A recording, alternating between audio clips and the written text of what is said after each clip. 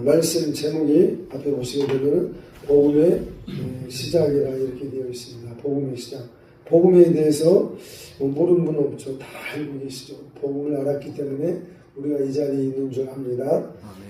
복음이라는 것은 각자 나의 복음이 있어요. 나의 복음. 복음을 성경에 우리가 유심히 보게 되면은 복음이 이제 제가 조금 이해를 돕기 위해서 조금 구분해서 말씀을 드리게 되면은 이 복음이 첫째 기억하셔야 될 게 구원의 복음이 있어요. 에베소서에 구원의 복음이라는 단어가 있긴 있어요.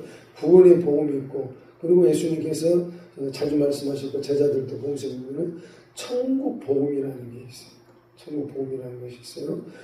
그러고 나서 세 번째 꼭 알고 있어야 될 게 바울 사도가 두 군데 또 반복해서 이렇게 몇 차례 이야기했던 내용이 있어요.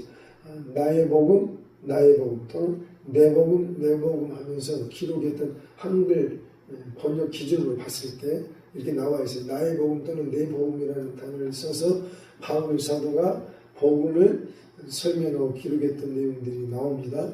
그래서 구원의 복음이 뭔지 또 천국 복음이 뭔지 나의 복음이 뭔지 조금 우리가 구분할 필요가 있어요. 구원의 복음이라는 것은 말 그대로 우리를 구원하는 예수님의 그 십자가 대속의 그 사건을 두고 말씀하시는 거예요. 예수님께서 십자가에서 죽으신 것은 나를 구원하시기 위해서 곧 나에게 있는 모든 죄와 저주를 다 짊어지시고 대신 죽어주신 이 사건, 이것을 우리가 믿고 예수님을 받아들일 때, 믿을 때, 영접할 때 요한복음 1장 12절 그 말씀처럼 영접하는 자 곧 그 이름을 믿는 자들에게는 하나님의 자녀가 되는 권세, 권능을 주셨다. 그 말씀 그대로 있는 거예요. 그래서 우리가 예수 그리스도를 믿는다는 것은 예수님께서 하나님의 아들이신다는 걸 믿는 거고, 그분이 메시아 곧 구원자라는 것을 믿는다는 거예요. 십자가에서 우리의 죄에 대한 문제를 끝내셨다는 거예요. 그리고 죄에 대한 문제만 끝내신 게 아니에요. 성경은 복음서를 면밀히 살펴보게 되면 십자가에 달린 자는 다 저주받은 자라고 그랬어요. 그리고 예수님께서 십자가에 달리셨을 때 우리에게 있는 모든 저주의 영향력까지 다 십자가에서 끝내신 거예요. 그래서 예수님께서 구약의 선지자들을 통해서 예언된 그 모든 복음의 그 모든 내용들이 십자가를 통해서 완성되신 것입니다. 그래서 원래는 우리가 죄와 저주에 있어서 자유함이 있어야 돼요. 자유함이 있어야 됩니다. 이게 이제 구원하는 복음, 구원의 복음이라고 말을 합니다. 예수님의 십자가를 통해서 우리가 그 피로 말미암아 또 예수님의 이름으로 죄사함 받고 구원받는 거, 이게 구원의 복음이고, 이 천국 복음이라는 단어는 상당히 많이 나오는 편이에요. 이 천국 복음이라는 것은 이 천국이라는 이 단어가 영어권에서는 영어 성경에서는 정확히 나와 있어요. 왕국 복음으로 나와 있어요. 왕국 복음으로. 근데 우리 한글 성경 번역을 할 때 이 천국이라는 단어로 번역을 일괄적으로 많이 썼어요. 하나님의 나라 또는 천국 이렇게 번역을 하다 보니까 대체 이 킹덤이라는 의미가 대체 무슨 의미인지 우리 이 한글 성경 기준으로 보기도 애매할 때가 많아요. 그러나 유대인들에게 있어서는 이 천국 복음이 뭔지 바로 알게 돼 있어요. 이 킹덤이라는 의미가 그들에게 있어서 무슨 의미인지. 그래서 이 킹덤이라는 것은 곧 뭘 말하고 있냐면 다윗의 왕국을 말하고 있어요. 다윗의 왕국. 그래서 예수님을 백성들이 환호했을 때 뭐라고 했어요? 다윗의 자손 예수님이야 하면서 이렇게 환호성을 쳤었거든요. 유대인들은 구약 때부터 선지자들은 계속 그들의 애원은 뭐였었냐면은 하나님의 아들 메시아가 온다. 근데 그는 다윗의 후손이라는 거예요. 그래서 다윗의 왕국이 재건된다는 그것에 대해서 유대인들은 아주 굳게 믿고 있었던 거예요. 제자들도 다윗의 왕국이 재건될 것이라는 걸 굳게 믿고 있어요. 그래서 그게 바로 왕국이었어요. 그 왕국이 다윗의 왕국을 두고 하는 말이 그 킹덤이라는 의미예요. 그래서 유대인들은 바로 알아요. 그게 무슨 의미인지. 또 영문권에 있는 사람들도 바로 알아요. 그 천국 복음이라고 할 때 천국이라는 그 단어가 킹덤으로 나와 있어요. 킹덤. 천국이라는 단어가. 그래서 예수님께서 이 땅에 오셔가지고 다윗의 그 왕국을 재건하십니다. 할렐루야. 아멘. 그리고 그것이 좀 더 나가서 이제 예수님께서 계시록에 가게 되면은 그리스도의 천년 왕국에 대해서 예수님이 친히 말씀하셨어요. 예수님께서 친히 말씀하신 거예요. 예수님께서 이 땅에 오셔가지고 다윗의 왕국을 재건하시는데 저 중동에 있는 이스라엘을 중심으로 다윗의 왕국이 재건돼요. 그러고 나서 그 유대인 메시아 그 왕국을 다윗의 그 왕국을 중심으로 해가지고 전 세계에 이제 그리스도의 천년 왕국이 이 땅에 펼쳐질 거예요. 그때에 이제 우리가 예수님과 더불어 왕권 성도로서 5골, 10골 이렇게 다스리면서 섬김을 우리가 하게 될 겁니다. 할렐루야. 아멘. 예수님께서 약속하시는 거기 때문에 우리 모두는 다 이왕이면 예수님 만났으면 왕권 성도로서 영적으로 끊임없이 성장하시는 예수님의 이름으로 축복합니다. 아멘. 우리의 영도 성장합니다. 우리의 육만 이렇게 나이를 먹는 게 아니고 우리의 속에 있는 영도 성장하고 나이를 먹습니다. 그래서 성경에 많이 나왔어요. 너희들은 그리스도의 장성한 분량이 충만한 데까지 자라가라, 성장하라. 그런 단어들이 참 많이 있어요.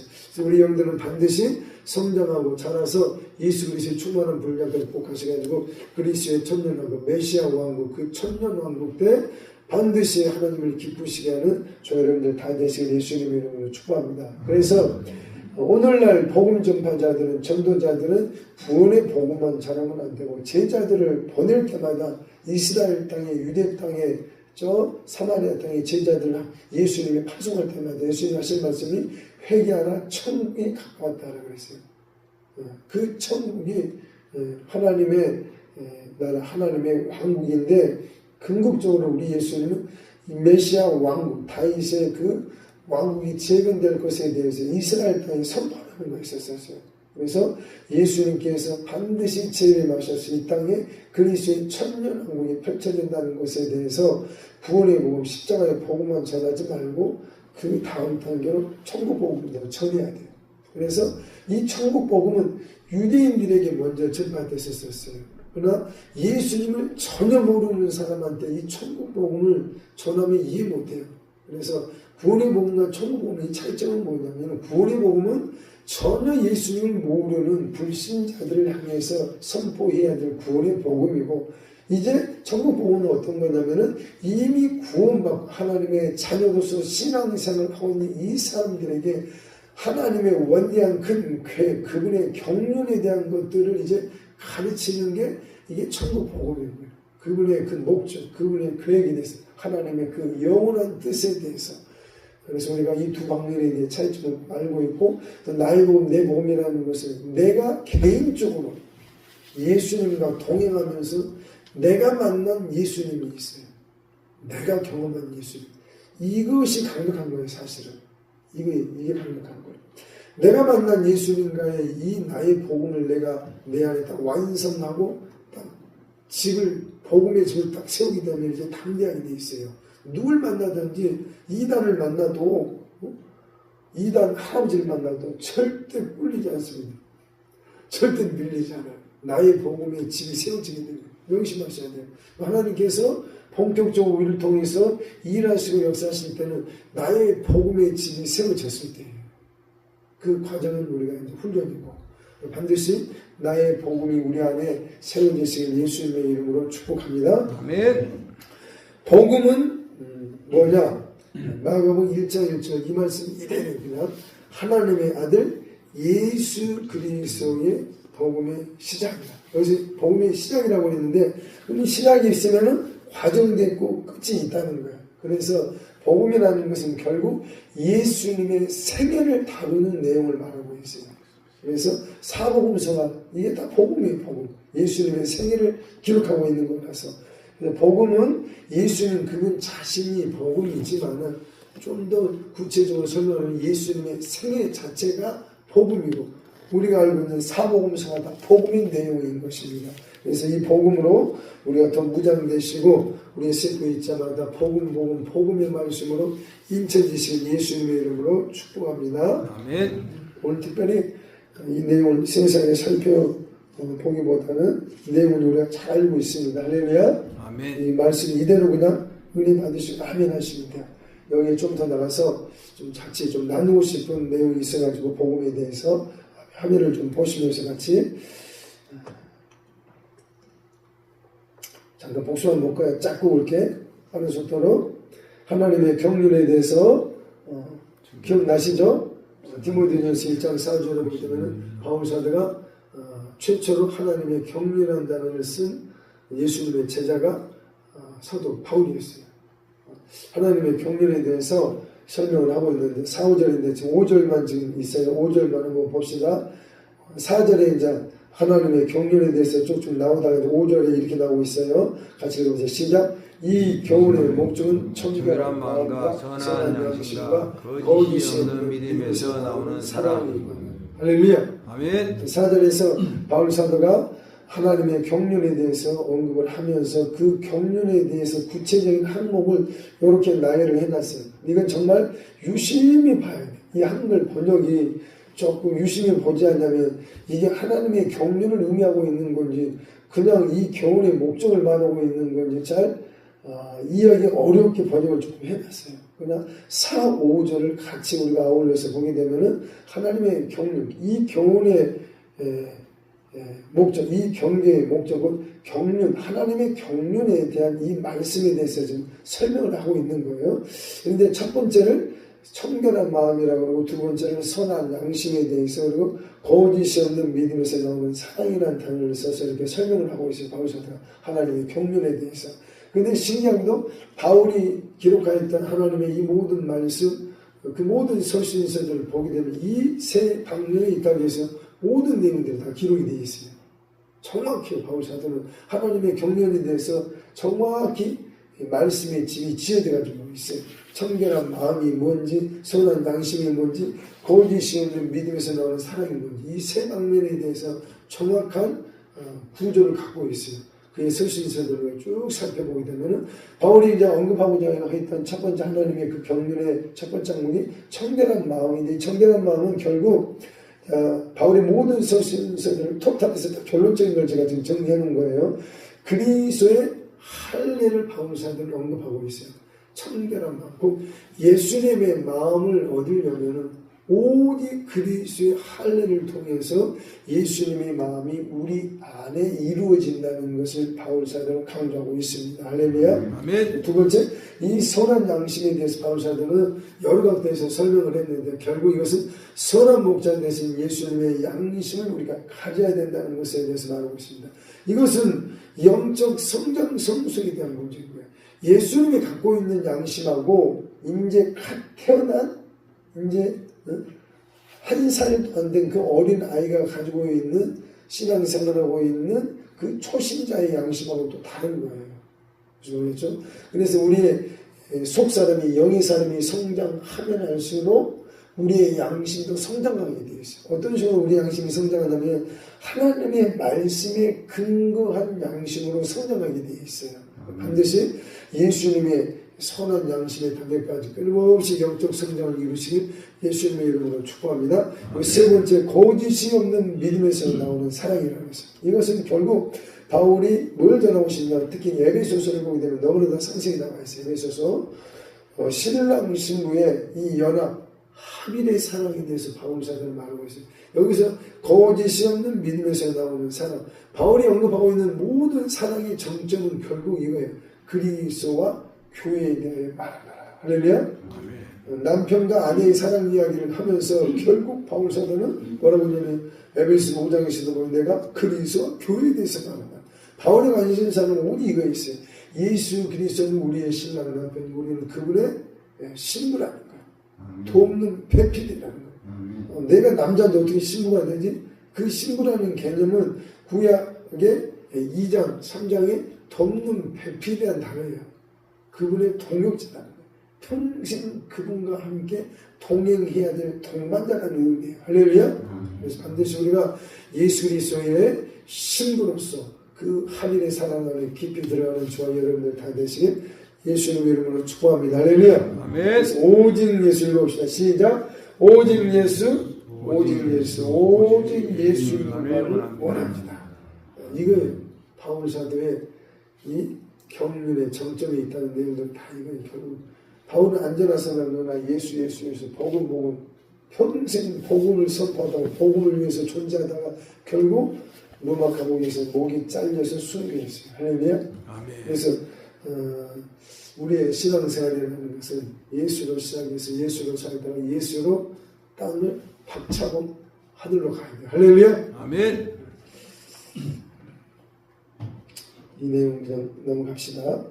앞에 사진을 한번 보세요. 사진. 왼쪽에 있는 이분이 안 보니파시오라고 서울 쪽 백도, 지금 이제 해화동이라고 하는데 거기에 수도원이 있어요. 수도. 그쪽으로 저도 이제 많이 다녔었어요. 차 타고. 그 조그만 길목인데 그쪽에 수도원이 하나 있어요. 거기에 초대 원장이었대요. 초대 원장이었는데 상당히 눈빛이 멋있었습니다. 영적 전쟁하기 상당히 좋은 눈빛 같아요. 할렐루야. 그리고 오른쪽에 있는 분은 언더우드 선교사 아시죠? 언더우드 장로교, 미국 장로교 쪽에서 파송해서 우리나라에 들어왔던 언더우드 선교사예요. 한국의 모든 장로교회가 이분을 통해서 시작된 거예요. 사실 언더우드 선교사라고 있어요.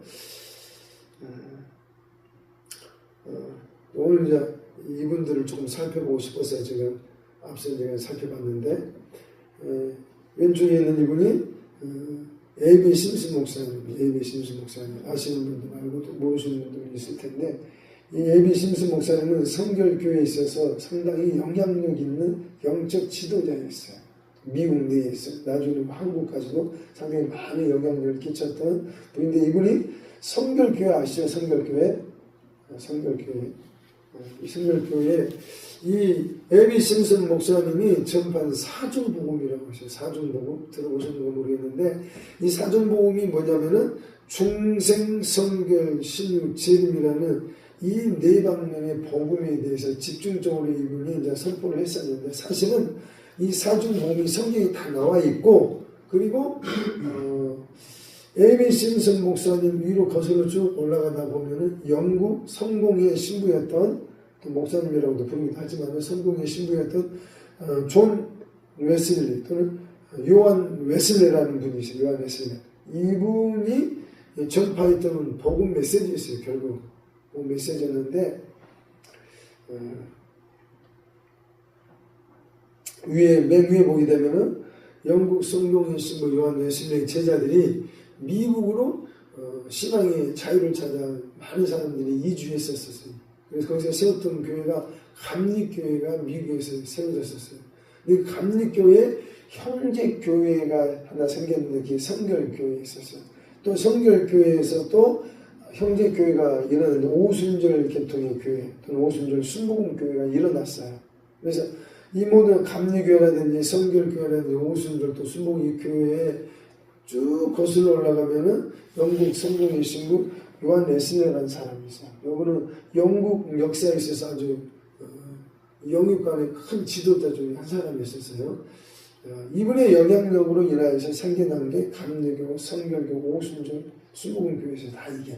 그래서 이 요한 웨슬리가 참 위대한 하나님의 종 중에 한 사람이었습니다. 근데 A.B. 심슨 목사님이 나름대로 하나님의 은혜를 체험하면서 이제 이분이 나의 복음을 얻게 된 거예요. 나의 복음의 집을 짓기 시작을 하면서 그걸 이제 사중복음이라는 단어를 처음으로 이분이 쓰기 시작한 거예요. 그래서 이분이 미국 내에서도 엄청나게 분강사로서 또 말씀사역자로서 어마어마하게 복음사역자로 전도자로서 막 무디와 함께 엄청나게 미국 전역을 영적으로 휩쓸고 다니셨던 분 중에 한 분이었어요. 분도 A.B. 심슨 목사님 또 찬송가 작사 작곡도 많이 하시는 분이 또 영적인 서적들도 많이 출판하고 근데 이분이 이 사중복음에 대해서 설명을 하면서 본인이 정리한 거야. 또 본인이 체험한 거야. 이 복음, 나의 복음을 갖게 되신 거예요. 근데 이 사중복음이 나중에 우리나라의 여의도 순복음교회 조인규 목사님 알죠? 이 조인규 목사님이 여기에다가 한두 개를 첨가해가지고 오중복음을 선포하기 시작했어요. 결국 이 A.B. 심슨 목사님이 전파했던 이 사중복음에서 한두 개를 더 첨가했었어요. 그래서 오중복음 해가지고 산마짝 쭉 해가지고 여의도 순복음교회 성도들을 무장시켰었어요. 이 복음으로.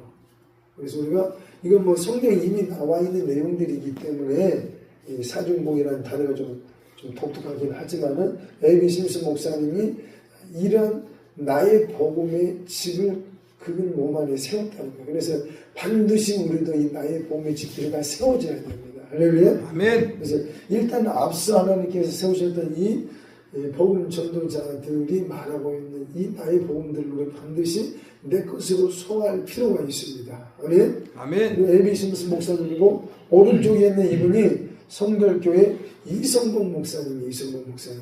제가 저번에 지금 이성봉 목사님이 천국을 돌면서 생전에 전파하셨던 박군의 마음이라는 것에 대해서 같이 살펴봤어요. 그런데 이성봉 목사님도 결국 이 A.B. 심슨 목사님한테 엄청난 영향을 받으신 분이에요. 이성봉 목사님이. 그래서 이 사중복음에 대해서 이성봉 목사님도 이미 다 갖고 계셨고, 자, 뒤로 넘어가 보겠습니다. 그래서 이제 A.B. 심슨 목사님이 전반 이 사중복음, 이게 이제 본인이 갖고 있었던 나의 복음이었던 거예요. 이게 첫 번째 뭐라고요? 밑에 중생 복음, 그리고 성결 복음, 신유 복음, 재림 복음이라는 이 대방면에 복음의 기둥을 세워놓고 집을 지어놓으셔가지고 이렇게 하나님의 말씀을 선포하셨던 분인데, 이 중생이라는 것은 신생도 거듭남이라는 의미예요. 그리고 성결은 우리가 하는 성화, 신유는 치료에 대한 치료, 그리고 재림은 왕의 귀환을 말하고 있어요. 예수님이 다시 오신다는 거예요. 왕이신 예수님이 다시 오신다. 왕의 귀환에 대한 내용들을 다루고 있는 거예요. 이 첫 번째 이 중생의 복음은 결국 아주 단순한 거예요. 단순한 건데 우리에게 거듭남을 주시는 구세주 예수님을 선포하는 거예요. 중생의 복음은 오직 예수님만이 우리에게 영원한 생명을 주신다는 겁니다. 하면 영접하는 자, 그 이름을 믿는 자들에게는 하나님의 자녀가 되는 권세를 주셨다고 했습니다. 그리고 요한복음 3장에 가지고 니고데모하고 대화하는 가운데 예수님께서 거듭남, 다시 태어난다는 이 중생에 대해서 설명을 하실 때 예수님께서 지금 이렇게 말씀했어요. 어떻게 말씀하셨습니까? 하나님 나라에 보고 또 들어가는 그 근거에 대해서 오직 뭐 있었어요? 물과 성령으로 거듭나야 하나님 나라에 들어간다. 하나님 나라를 볼 수 있다고 그랬어요. 물과 성령. 여기서 말하는 이 물은 뭐냐면 신앙 고백을 말하고 있는 거예요. 신앙 고백. 예수님께 대한 신앙 고백. 물과 성령. 물은 물 세례를 말하고 있는 건데 이 물 세례하고 성령으로 거듭난다는 성령 세례를 말하고 있는 거예요. 근데 예수님 그 당시 초대교회 때만 하더라도 물 세례와 성령 세례는 거의 동시다발적으로 일어났었어요. 먼저 예수님께서 요한에게 세례를 받으실 때 비둘기 같은 성령이 동시다발적으로 임하셨어요. 예수님은 물 세례와 함께 성령 세례를 동시다발적으로 받으셨어요. 초대교회 때는 그런 역사가 있었어요. 당연히 예수님처럼 물 세례 받을 때 성령 세례도 같이 있었단 말이에요. 근데 오늘날 이게 너무나도 분리되어 버렸어. 신약 성경도 사복음서 지나고 나서 사도행 전부터 내용을 쭉 보게 되기 때문에 성경 정확히 나와 있는데도 불구하고 이걸 이제 많은 성경학자들에 의해서 신학자들에서 분리가 되기 시작했어요. 물 세례 따로 성령 세례 또는 불 세례 따로 분리가 되고 있어요. 이게 아니에요. 초대교회 때는 물세례 받을 때 성령세례 같이 받았다고 예수님처럼 이것에 대해서 우리가 알고 있고 이것에 대해서 선포하면서 물세례 베풀 때 성령세례 받기 위해서 목회자들은 반드시 손을 꼭 기도해야 돼요. 할렐루야. 아멘. 그래서 물과 성령으로 거듭나야 하나님의 나라에 들어간다는 겁니다. 아멘. 그때 이제 물과 성령으로 거듭날 때 우리가 세례 받을 때 그때나 지금이나 초대교회 때나 지금이나 신앙 고백을 한 다음에 세례를 받게 되어 있습니다. 아시죠? 예수님을 나의 구주로 고백할 때 세례를 받습니다. 그래서 그때 거듭남이 있다는 것입니다. 그래서 우리에게 거듭남을 주신 구세주 예수님에 대해서 선포하는 게 중생의 복음입니다. 두 번째, 이 성결의 복음은 성화의 복음이라고 또 말을 해요. 성결 성화 그 말이지만은 이것은 뭐 물과 성령으로 거듭나고 나서 이제 우리 안에 내주하여 계시는 성령 하나님께서 우리와 동행하면서 우리의 마음을 변화시키는 거예요. 예수님의 마음을 변화시키는 점진적으로 성화가 이루어집니다. 어느 한순간에 이루어져요. 근데 요한에슬레는 이 성결본, 이 성화 복음에 대해서 두 가지 측면에 대해서 말했는데, 한 측면은 뭐였었냐면은 성령 충만함을 받으면 그것은 곧 그 사람은 지금 성결을 이루었다고 말을 했어요. 아주 담대하게. 우리가 이 땅에 살면서 정말 성화를 이룰 수 있을까 의아해하시는 분들이 많았는데, 영국 사회에도 그런 게 회의적인 게 너무 많았었어요. 처음에 칼빈에 의해서 구원론, 애정론이 급속도로 유럽 사회에 퍼뜨렸었어요. 한 번 구원은 영원한 구원이라는 거예요. 한 번 구원받으면 타락할 수 없고, 또 타락했더라도 한 번 구원받은 자는 반드시 따라가면 아버지 하나님께 다시 돌아온다는 거. 이게 한 번 구원이 영원, 이건 진리예요. 누구도 이것에 대해서 부정할 수가 없어요. 또 에베소 1장에서도 이미 애정에 대한 하나님의 그 경륜에 대한 내용들이 나오고 있어요. 나오고 있지만 그러나 그것만 있지 않다는 거예요. 빌 보시자고 있는 두렵고 떨림으로 자기 구원을 이루어가 현재 진행형으로 구원에 대해서 설명을 하고 있기 때문에, 그래서 두 가지 측면에 대해서 요한에슬레도 사실은 말을 했어요. 우리가 성령의 충만함을 얻게 되면 그 상태에서는 더 이상 우리의 머리에 마음에 죄가 올라오지 않는다. 그래서 그 상태로는 그 자체가 성결이고 그 자체가 성화된 상태라고 말을 했어요. 단연히. 그래서 늘 이 성령 충만함을 유지하려고 요한에슬레도 정말 무릎으로 살았어요. 정말 무릎으로 살았어요. 웨슬리가 기도했던, 저는 안 가봤는데 가보신 분이 이야기를 해주더라고. 웨슬리가 무릎 꿇고 기도했던 그 예배당이 있는데, 거기 가면 그 바닥이 푹패가지고 있대.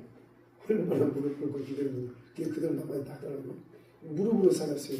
요한에슬레는 성령 충만을 유지하려고 몸부림쳤다는 거예요. 할렐루야. 아멘. 우리 또한 그렇게 부르짖기를 예수님의 이름으로 축복합니다. 아멘. 이게 이제 성결의 복음, 성령님과 동행하면서 또 점진적으로 성화가 이루어진다는 것. 이걸 이제 성결, 성화의 복음이었던 겁니다. 세 번째로 신유의 복음. 신유의 복음이 이제 치료할 수 있는 복음이라는 거예요. 예수님께서 이 땅에 오셔가지고 제자들을 파송할 때, 특히 12사도들을 파송할 때 어떤 권능을 줬습니까? 첫째, 귀신들을 쫓아내는 권능. 두 번째, 모든 질병을 치료하는 권능. 세 번째, 모든 약한 것들을 고치는 권능. 심지어는 죽은 자들을 살리라고 70명의 제자들을 누가복음에 파송할 때 그 죽은 자를 살리는 것까지 하나님 그런 권능까지 주셨습니다. 할렐루야. 아멘. 그래서 예수님께서 이 땅에 오셔가지고 우리를 치료하시려고 오십니다. 예수님께서 자신의 공생에, 자신의 그 일생에 대해서 헤롯한테 뭐라고 말했어요? 내가 오늘과 내일 뭐라고 그랬어요?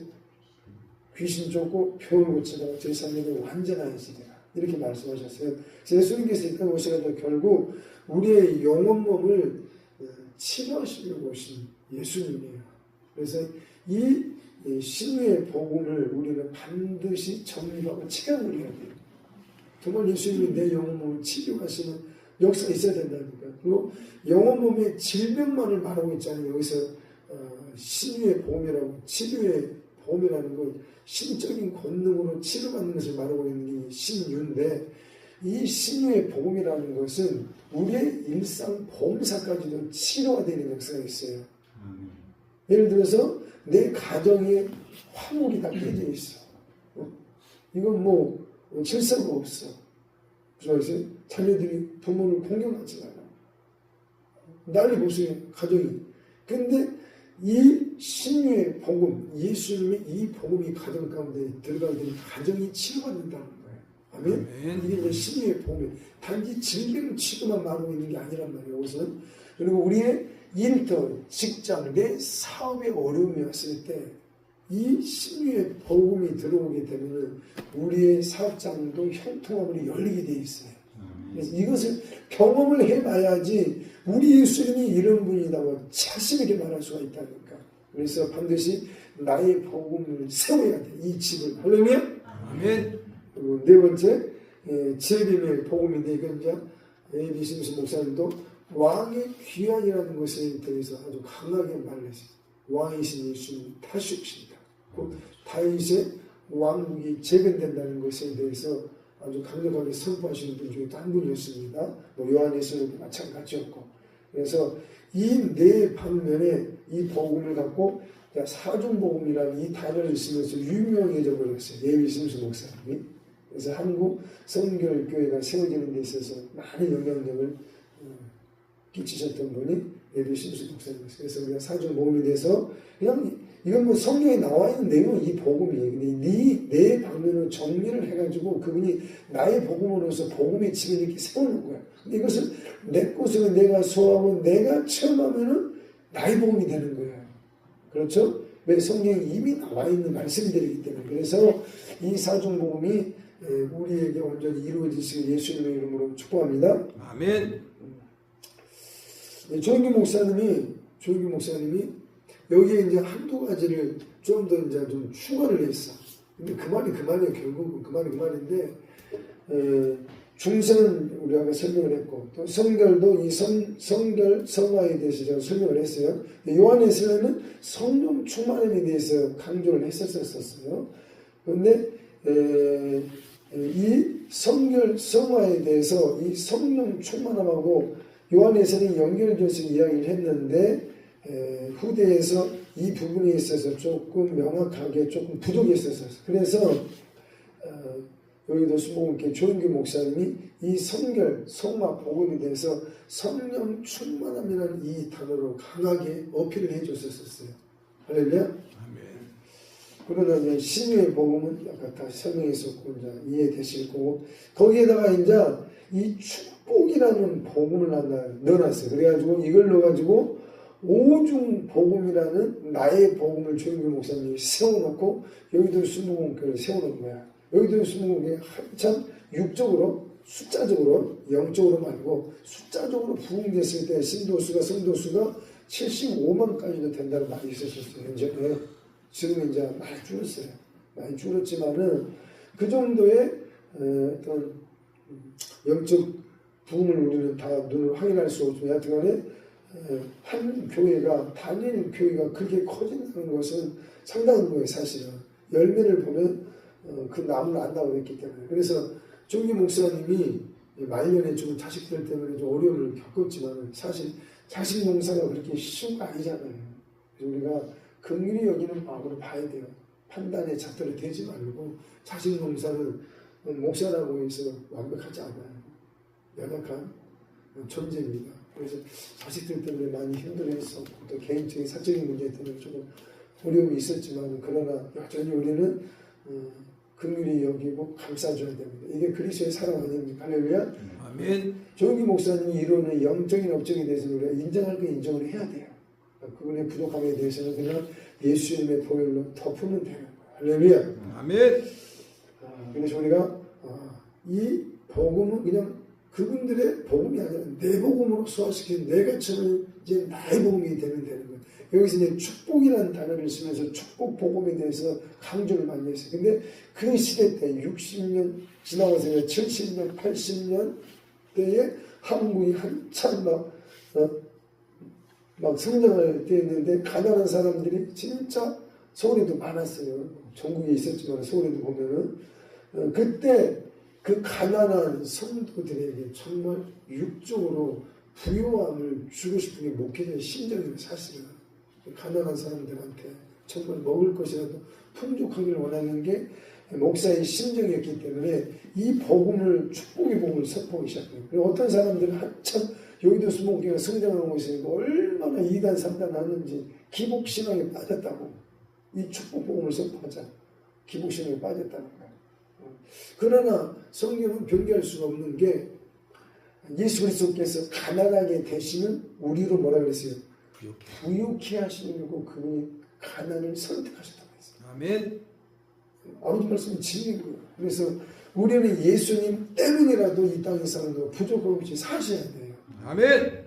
그래서 영육간에 거목이 되시고 근성이 되시고 거부가 되셔서 하나님의 나라를 확장하는 통로들이 다 되신 예수님의 이름으로 축복합니다. 아멘. 근데 이 축복이라는 이 단어를 요한 3서 앞에 보이시죠? 읽어봅시다. 시작. 사랑하는 자여 내 영혼이 잘된 같이 내가 범사에 잘되고 강건하기를 내가 강구하노라. 이 말씀을 얼마나 여기도 숨목에 성도는데 세뇌를 시켜버렸는지 무한 반복으로 세뇌를 시켜놨어. 그리고 이 오중복음 이 삼박달 축복을 성도들은 아예 세뇌를 시켜놨다니까. 세뇌를 시켜놨어. 저번에 여기 누구시죠? 박영수 목사님이시죠? 박영수 맞죠? 이분도 이제 순복음교회 출신이에요. 근데 조은기 목사님 통해서 이분도 훈련이 됐어. 스타일이 조은기 목사님 스타일 마치다가 보니까 치유 선포기도도 하는 거 보니까 조은기 목사님 그대로 본받았더라고. 조은기 목사님 그렇게 하시거든요. 아무튼간에 이요한 3서 1장 2절 이 말씀을 가지고 여기도 순복의 성도들을 무장시켰어요. 무한 반복. 이 조은기 목사님도 이 반복의 영성이 뭔지 알고 계시더라고요. 근데 신명기를 보게 되면 모세의 영성도 반복의 영성이 있습니다. 모세가 나이가 많아가지고 똑같은 말을 반복하는 게 아니에요. 모세도 중요한 것은 무한 반복해요. 이스라엘 백성들한테. 정말 애정 어린 말이죠, 사실. 애정을 담아서 말을 하죠. 우상숭배야. 빠지지 말고. 배신자로 드러나지 말라고. 그래서 이 우리가 반복의 영성이 대단히 중요한 거예요. 이 한 구절의 이 말씀을 무한 반복해서 선포했어요. 무한 반복해서. 그러니까 이 말씀의 주인공들이 성도들이 돼버리는 거예요. 성도들의 삶이 풍요케 되고 열리는 거예요. 형통함이 찾아오는 거예요. 하나님의 말씀이 진리이기 때문에. 할렐루야. 아멘. 그래서 마음에 와닿는 말씀이 그들랑 무한 반복으로 암송하시고 선포하시고 기도하고 또 하세요. 그러면 그 말씀의 권세가 가면 갈수록 강해지게 되어 있습니다. 할렐루야. 아멘. 근데 요한 3서 1장 2절에 사랑하는 자인데 영혼이 잘되면 한글성이 영혼이라고 번역을 해놨는데 영어 성경만 보더라도 영혼이라는 단어가 아니고 혼이라는 거예요. 소울로 나와요. 소울. 스피릿 소울로 나와 있지 않고 스피릿은 영이고 소울은 혼이. 근데 영어 성경 보게 되면 혼으로 나와 있고 헬라어 원어 성경도 혼으로 나와 있어요. 혼으로 나와 있습니다. 그래서 내 혼이 잘 된 같이 내가 범사하냐. 그러면 영혼이 잘 된다고 이렇게 번역을 했어도 큰 무리는 없어요. 사실은 무리는 없지만 그러나 이렇게 되면은 영이 뭔지 혼이 뭔지 우리가 좀 알고 있어야 되거든요. 영은 우리가 예수 그리스도를 생명의 구주로 영접할 때 그분을 믿을 때 내 영이 거듭나요. 요한복음 3장에 육으로 난 것을 육이라고 했어요. 이제 거듭남에 대해서 니고데모가 물어볼 때 예수님이 하신 말씀이 그 대목이 오기 때문에 육으로 난 것은 육이라는 거예요. 사람의 몸에 의해서 몸과 몸이 만나서 엄마 뱃속에서 나오는 것은 그냥 육이라는 거예요. 육으로 난 것은 육이지만 그러나 영으로 난 것은 성령으로 난 것은 뭐라고 그랬어요? 생명과 평안. 아니 성령으로 난 것은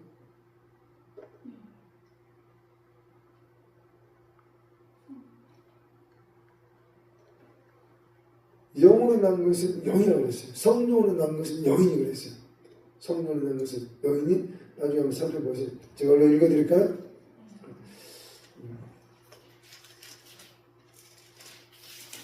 요한복음 3장 6절 제가 읽어드릴게요. 육으로 난 것은 육이요 성령으로 난 것은 영이니 이렇게 나왔어요.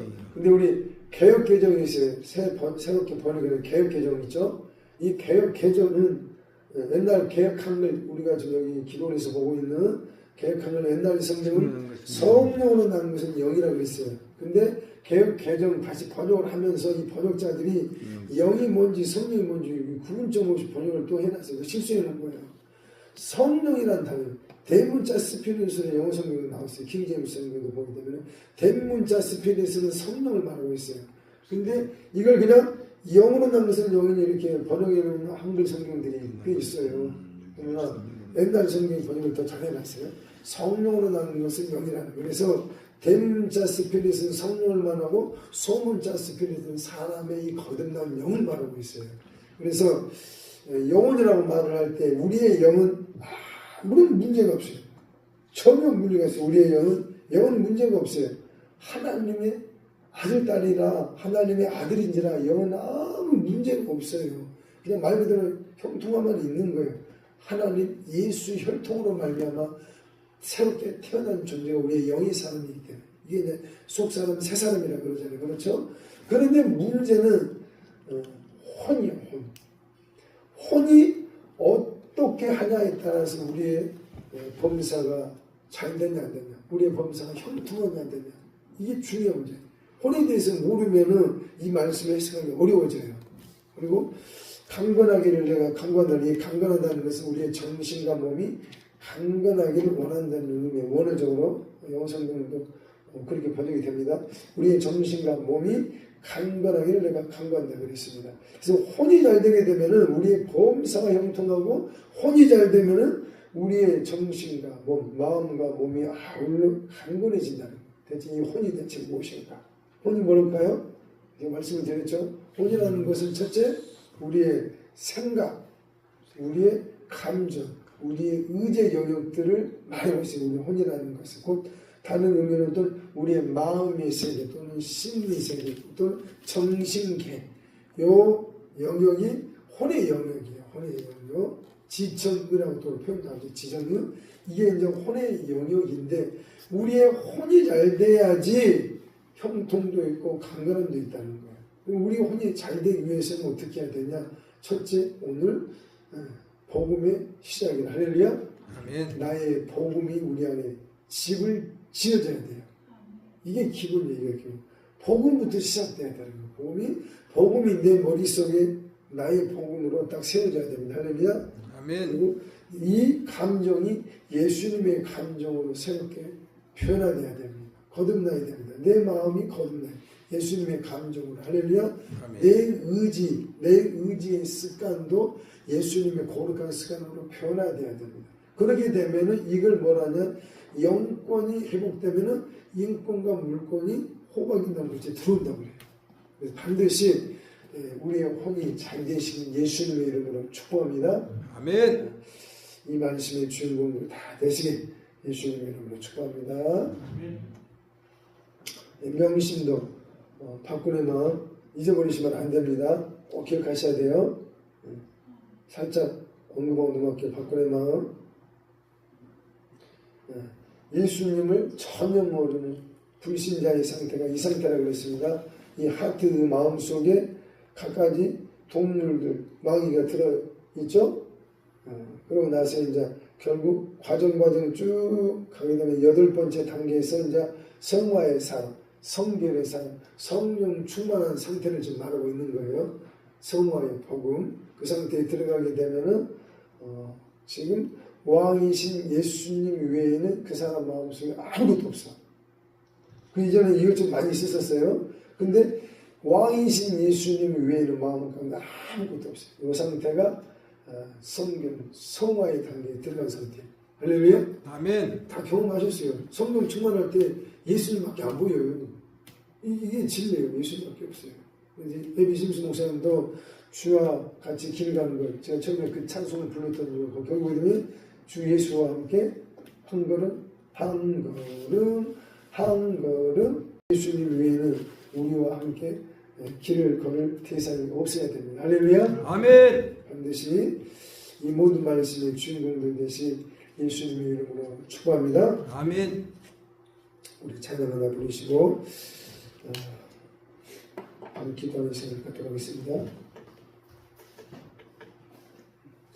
시간 좀 관계로 오늘은 기도 제목을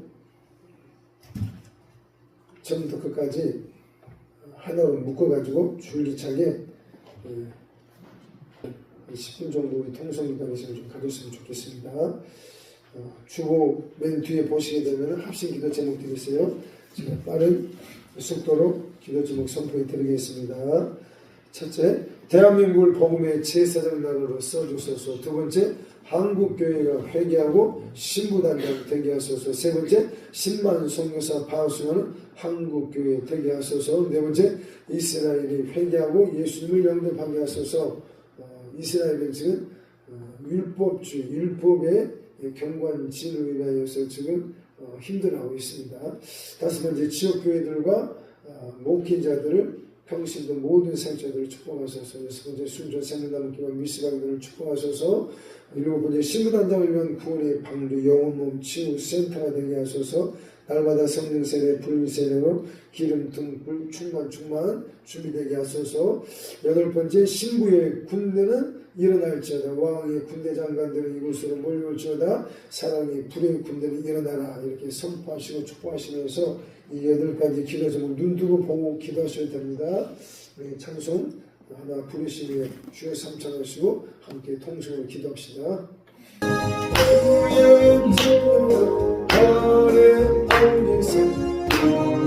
마음이 편안하리 항상 기쁘고 상 기쁘고 복이 되겠네 영원하신 발에 안기세 주의 팔에 주의 발에 크신 발에 안기세 주의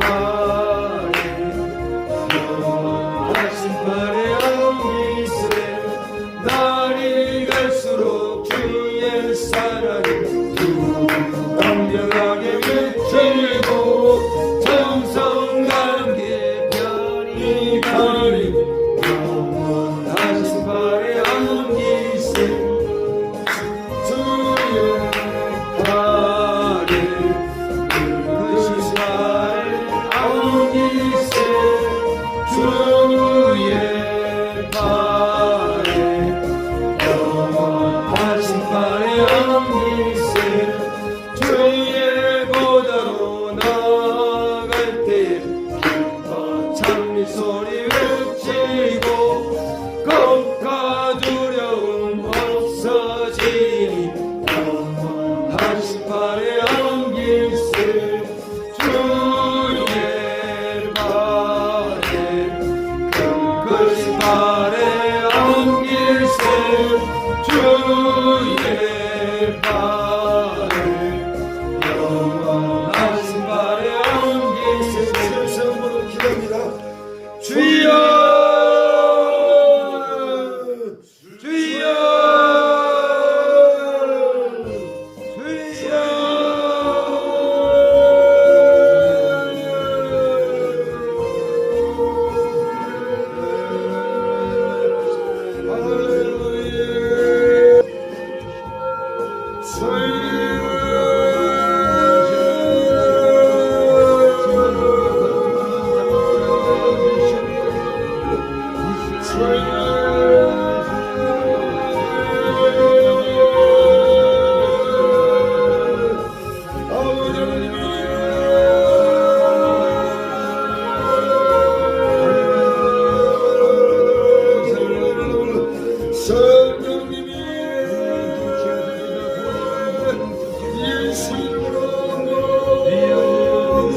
죄성이 정답을 깨우는 예수님의 피로 만들어라 영적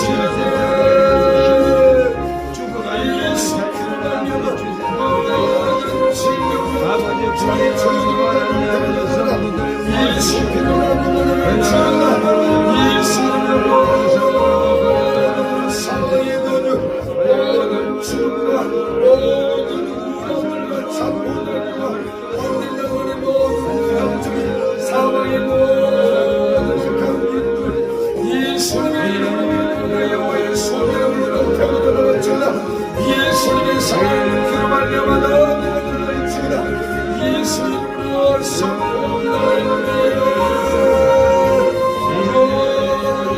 가난이 주를 영원거리나 불태워내 주다 예수님이 가난이 주를 다 놓아달라는 주가 예수님 때문에 영원거리나 가난이 주를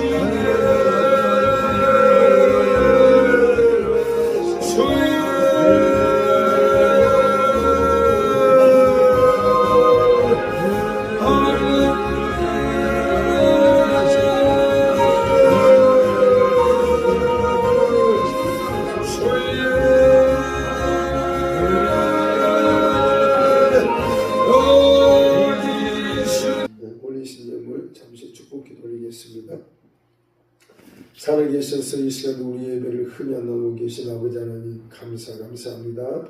이 시간도 마음의 정성을 담아 아버지 앞에 예물을 올리는 심령들이 있습니다. 아버지 받아주시고 이 땅에 사는 동안에 영혼 육간에 먹을 것이 풍족한 가정들이 되어지기를 축복합니다. 아멘. 이 예물들이 쓰여지는 순간순간마다 보혜사 성령 하나님께서 친히 통지하시고 주장하시고 영광을 받아 주시옵소서. 아멘. 이 영혼 육간에 정말 범사의 형통함이 있기를 축복합니다. 아멘. 반드시 요한 3서 1장 2절 말씀의 주인공들로 다 세워 주시옵소서. 아멘. 예수님의 이름으로 축복하며 기도 올리옵나이다. 아멘. 아멘. 다 함께 주기도문으로 예배를 마치겠습니다. 하늘에 계신 우리 아버지야, 이름이 거룩히 받으시오며 나라의 마음이시며 뜻이 하늘에서 이룬 같이 땅에서 이루어지이다. 오늘 우리에게 일용할 양식을 주시고 우리가 우리가 우리에게 죄진 자를 사하여 준 것 같이 우리 죄를 사하여 주옵시고 우리를 시험에 들게 하지 마옵시고 다만 악에서 구하옵소서. 내게 나라와 권세와 영광이 아버지께 영원히 있사옵나이다. 아멘. 아멘. 아버지 하나님께 모든 영광을 돌려드립니다.